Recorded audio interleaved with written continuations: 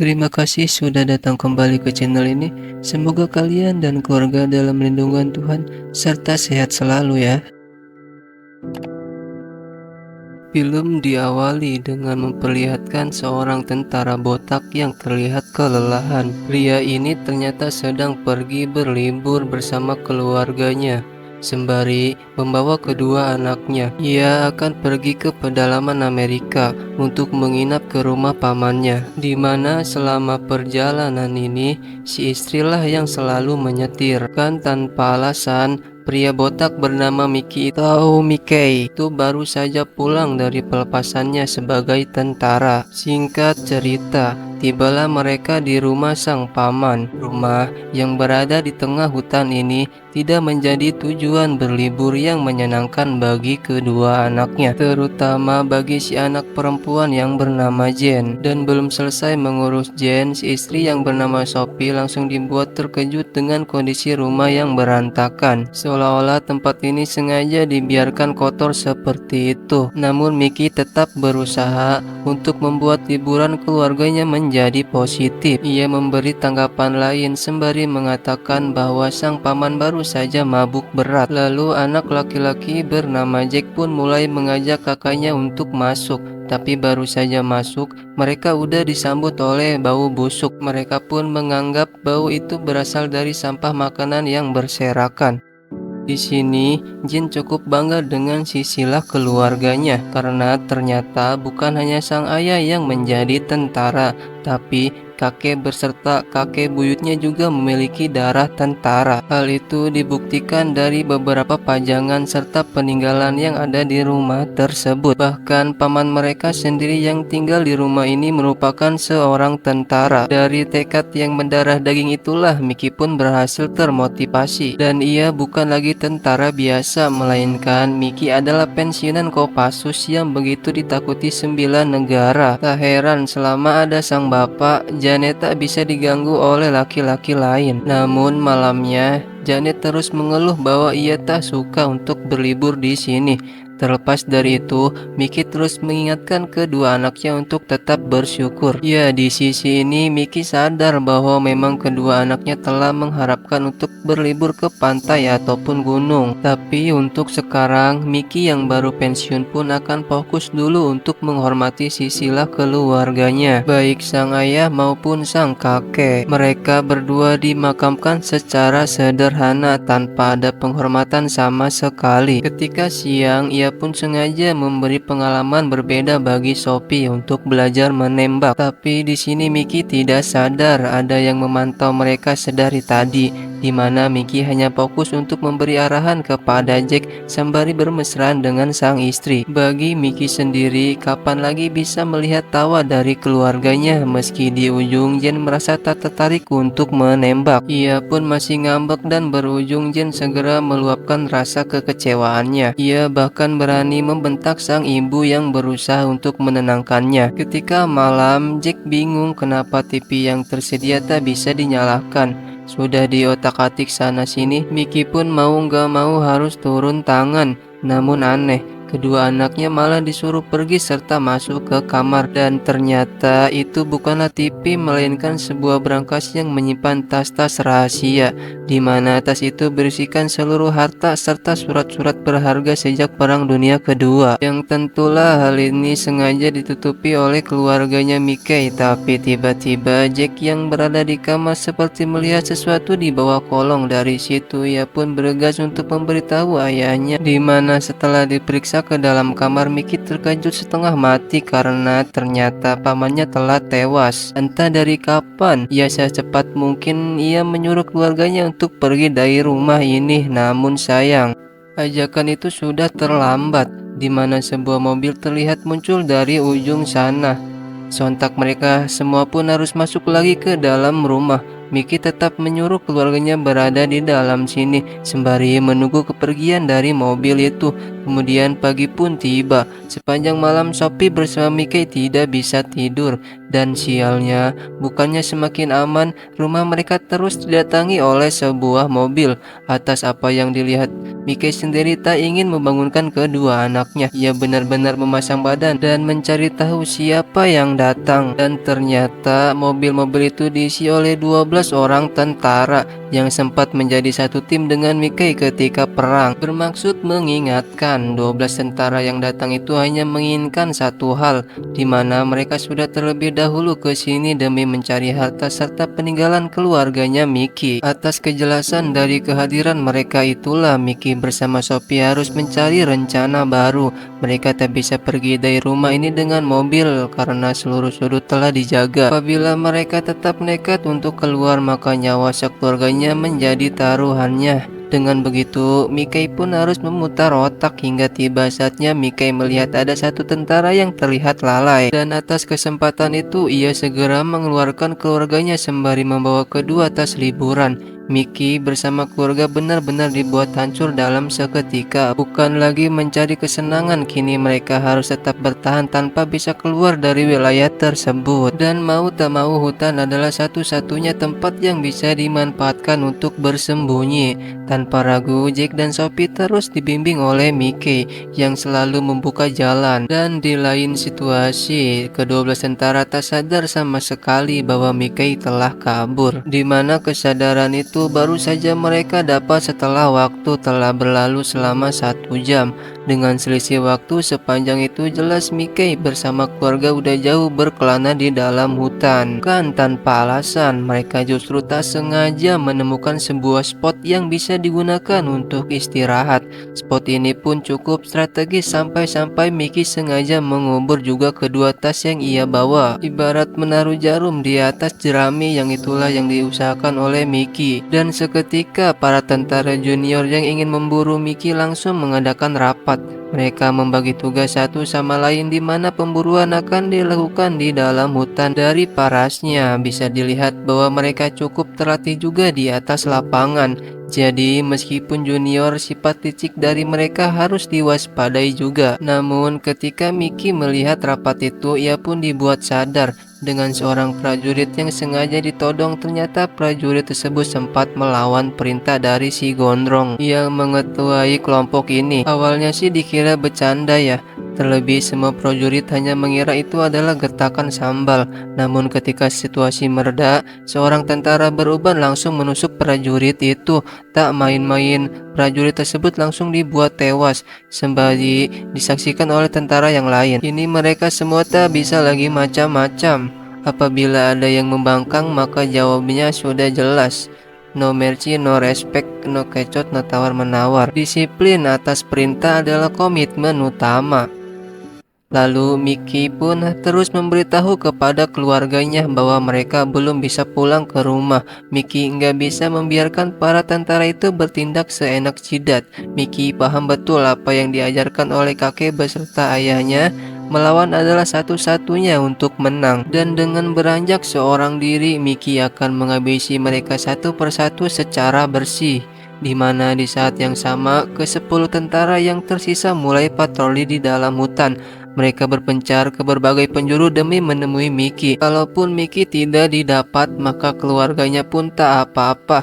Ya, kalau udah kayak begini, ruang gerak Mickey akan semakin menipis. Ia tak bisa melangkah secara sembarang, yang mana sampai suatu ketika Mickey mulai mendekati seorang tentara. Kemampuan kamuflasenya benar-benar sempurna, yang berujung tentara itu pun harus tewas.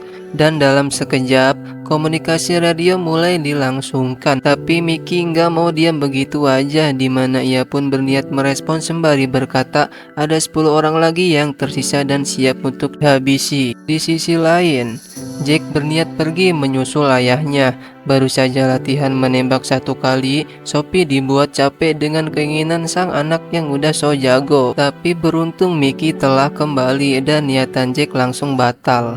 Ketika malam berlangsung, Mickey pun membiarkan keluarganya untuk tidur, tapi tak lama kemudian mereka semua harus terbangun karena memang hati tidaklah tenang. Mickey sendiri kembali berkeliaran di dalam hutan demi melanjutkan pemburuannya, sedangkan kedua anak udah pada panik setengah mati. Jack memutuskan untuk pergi, sementara itu Jen terus cemas dengan ayahnya, tapi Jen nggak tahu aja bahwa ayahnya udah bergerak seperti assassin. Sementara itu, Sophie sendiri tidak bisa melarang lagi kepergian Jack. Jack mengira bahwa ayahnya akan tumbang, tapi ayahnya dengan pergerakan yang sunyi dan senyap kematian seorang prajurit kembali terjadi. Di mana saat pagi, kelompok si gondrong langsung diberi kode oleh Mickey. Kode bukan sembarang kode. Mereka semua dibuat gentar dengan menemukan mayat dari prajurit yang semalam, terlebih tepat di dadanya tergores angka 9 yang menandakan tersisa 9 orang lagi.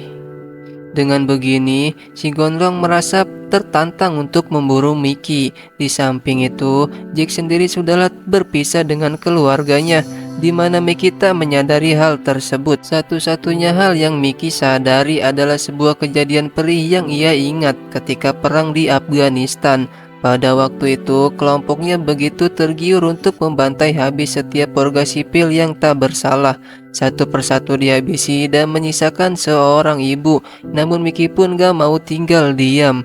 Seorang diri, Mickey menantang timnya untuk melepaskan ibu itu. Tapi apa yang diusahakan Mickey malah ditangkap balik. Ia pun sudah dianggap musuh. Ia mau tak mau, Mickey harus melawan juga. Dari sini Mickey sadar bahwa manusia tetaplah manusia. Mau seberapa mulia tugas mereka, sifat bengis tetaplah terbawa. Yang alhasil pada waktu itu Mickey sudah dianggap berkhianat dan nyawa si ibu harus hilang begitu aja. Dengan memori itulah Mickey nggak akan memberi respek sama sekali. Nggak apa-apa mereka datang beramai-ramai, tapi cukup dengan satu gerakan saja seorang prajurit kembali didapatkan. Mickey sendiri merasa seperti sedang bermain dengan boneka. Bahkan kedatangan prajurit lain membuat Mickey semakin senang untuk menjadikan prajurit itu sebagai tameng. Ya, untuk posisi ini, Mickey sudah menghitung bahwa ia bisa mendapat dua mangsa sekaligus. Cukup dengan menghindar beberapa pohon, Mickey pun berhasil membongkongi prajurit itu. Yang hasil tanpa disadari, ia sudah menang satu langkah. Hebatnya, Mickey nggak mau pakai senjata untuk melawan prajurit wanita. Meski ototnya bukan seperti seorang wanita, Mickey tetap mengutamakan respek kepada orang tersebut. Dan alhasil, kematian wanita itu harus terjadi juga karena faktor alam. Sontak dari situlah, kelompok si gondrong kembali dibuat gentar. Mereka tahu bahwa musuh yang dihadapi bukanlah sembarang tentara, di mana kali ini kode yang diberikan menunjukkan angka 7 alias tersisa 7 orang lagi. Beberapa waktu setelahnya pemburuan terus berlanjut, namun beruntung keberadaan Jack berhasil disadari oleh Mickey. Setelah diselamatkan oleh sang ayah, Jack pun segera disuruh untuk mengalihkan perhatian salah seorang prajurit. Dengan begitu cepat atau lambat, dua prajurit akan ditumbangkan juga oleh Mickey. Dan benar saja, Mickey segera fokus dengan satu prajurit yang pelongo-pelongo di sekitaran danau. Dan ia tak sadar bahwa pensiunan Kopassus sedang berkamuflase di dalam air. Alhasil, dengan memanfaatkan kelengahan yang sama, Mickey langsung bertindak dengan penuh kasih sayang. Ia lebih memilih untuk ngepur, serta memberikan kesempatan bagi prajurit itu. Ibarat mau tusuk ya silakan saja, tapi jangan lupa, apabila sudah puas maka bolehlah untuk gantian. Sayangnya, cukup dengan satu gerakan nyawa prajurit tersebut sudah melayang. Terlepas dari itu, Mickey yang gak enak hati pun segera mengambil beberapa senjata serta pergi untuk mencari anaknya. Di sisi lain, Jane bersama Sophie mulai berkeliling. Begitupun dengan Jack yang merasakan terpojok. Sialnya, Jane dan sang ibu harus ditangkap dalam sekejap. Hal yang sama turut terjadi kepada Jack yang gak bisa melawan sama sekali. Kedua momen yang sama ini membuat keadaan semakin memburuk. Mau tak mau Mickey harus dibuat mengalah oleh keadaan. Ia sembari mendengar dan melihat langsung penderita keluarganya. Darah Mickey semakin mendidih. Terlebih godaan si gondrong berniat macam-macam mulai terdengar. Hasil satu prajurit harus menjadi korban. Di sini Sophie terkejut karena ada satu tentara yang tak setuju dengan si gondrong. Namun sayang, tentara itu harus dibunuh begitu aja seolah tak berarti. Sedangkan Mickey yang udah mendidih pun segera memberitahu untuk menunggu kedatangannya. Tapi para tentara nggak tahu diri malah cuek aja dan berbuat seenak jidat kepada istri maupun anaknya Mickey, di mana Mickey hanya bisa meluapkan emosinya tepat di depan mata dari anak laki-lakinya. Ya, Kalau udah kayak begini wajar aja Miki mulai mendidih. Udah liburan kacau, keluarga pun disentuh-sentuh. Alhasil perburuan cepat segera dilancarkan. Ibarat berada di medan perang, dua orang prajurit kembali ditumbangkan dalam sekejap. Dan pada akhirnya Miki pun tiba di rumah dari sang paman. Dari situ si Gondrong heran dengan kecepatan Miki untuk bisa menghampirinya, yang mana Sophie bersama Jene segera diperlihatkan. Di sini juga terjadi proses tawar-menawar, yang mana Miki pun berkata bahwa ia akan memberitahu lokasi dari tas yang ia simpan. Namun hanya ada satu orang yang boleh dilepas, di mana Miki terpaksa memilih dan ia segera memilih Sophie. Dengan begitu, Jenny sendiri masih disandra, namun Mickey tetap bersikap tenang dan ia menyuruh Sophie untuk menemui Jack di tempat peristirahatan awal. Atas situasi itulah mau tak mau Mickey harus berusaha menuruti seluruh keinginan dari si Gondrong. Ia dipaksa memberitahu di mana lokasi utama dari tas-tas tersebut, dan dengan berjalan ke dalam hutan, Mickey terus disiksa serta disiksa. Sementara itu, Jane dibawa masuk ke dalam rumah serta digoda terus oleh si Gondrong. Parahnya si Gondrong bertanya, apakah Jane masih PW atau tidak? Jika masih PW, ia sangat ingin mencicipinya. Sontak Jane hanya bisa terdiam bisu. Di samping itu, Mickey telah membongkar tas-tas yang ia sembunyikan. Dan sekejap perlawanan pun segera dilakukan. Ia nggak mau memberi begitu aja, di mana si tentara Uban merasa tertantang. Kalau diingat, tentara Uban ini adalah salah satu orang dari kerabat Mick ketika menjalani misi di Afghanistan. Pada posisi yang sama, Jin memberi izin kepada si Gondrong untuk berbuat. Tapi dalam 2 detik itulah, Mickey berhasil membalikan keadaan. Kecerdasan dan tekad yang didapatkan secara turun-menurun benar-benar membuat hasil. Dan seketika, nggak ada kata sabar bagi Mick. Ia pun langsung menginjak-injak tentara itu selayaknya sampah yang tak berguna. Dimana setelah berulang-ulang diinjak, pada akhirnya Mick mulai merasa lega. Di sisi lain, Jin sendiri berhasil mengerjai si Gondrong. Si Gondrong yang merasa nanggung langsung berusaha untuk mengejar. Dan baru saja beberapa langkah, pelarian Jin harus sia-sia. Dan disinilah sekali lagi Mick harus mengalah dengan keadaan.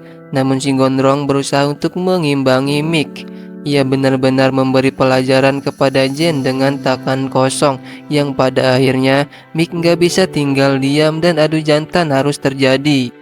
Mantan Kopassus melawan Mamang Cilok. Dari penilainya sih udah jelas ya siapa yang menang. Tapi di sini Mick kebanyakan ngefur sampai-sampai ia lupa diri. Dan bahkan di posisi itu Mick nyaris dibuat sekarat. Mau tak mau, ujungnya Mick pun hanya bisa pasrah ketika ia akan ditembak. Dan setelah pasrah dengan keadaan, tiba-tiba saja si Gondrong mulai bergetar. Di mana ternyata Sophie sudah menembak dadanya dari belakang, dan alhasil aksi penyelesaian langsung dituntaskan oleh Mick. Ya, untungnya Jen hanya mengalami shock sesaat, sementara itu tak ada lagi musuh yang tersisa. Dan setelah peristiwa tersebutlah momen penghormatan terakhir segera diberikan kepada sang paman yang telah tewas. Tak banyak yang bisa dilakukan oleh Mick, tapi yang jelas ia berhasil berkumpul lagi bersama keluarganya secara utuh. Dan selain itu, peninggalan keluarganya pun masih terjaga dengan aman, tanpa tersentuh sama sekali. Ya, siapa sangka berantaknya meja makan benar-benar menandakan betapa berantakannya liburan dari keluarga ini. Bukan liburan biasa, keluarganya Mick benar-benar mendapatkan pengalaman berharga. Dan film pun tamat. Aduh, kesel guys. Mungkin sekian cerita alur film dari film ini ya guys. Gua Arif undur diri, bye bye.